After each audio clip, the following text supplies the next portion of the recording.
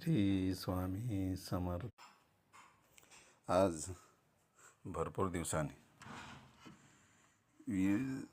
महानगरपालिकेचे इलेक्शन्स होते. त्या निमित्ताने मी सहजच इलेक्शनसाठी गेलो होतो आणि इलेक्शन झाल्यानंतर दत्त गुरूंच्या आशीर्वाद घेण्याचा योग मिळाला. खरंच हे भाग्य समजायचं.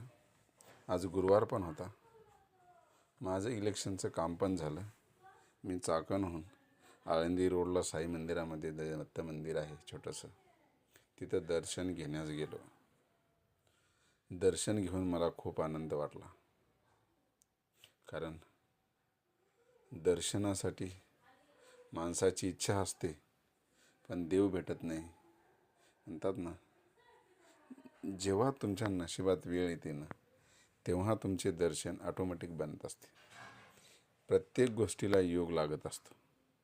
कुठलीही गोष्ट जे योग, टाईम, वेळ मॅच होत नाही तोपर्यंत कुठलीही गोष्ट शक्य नसते. आम्ही दर्शन घेतलं आणि दत्त मंदिराच्या प्रदर्शना घातली.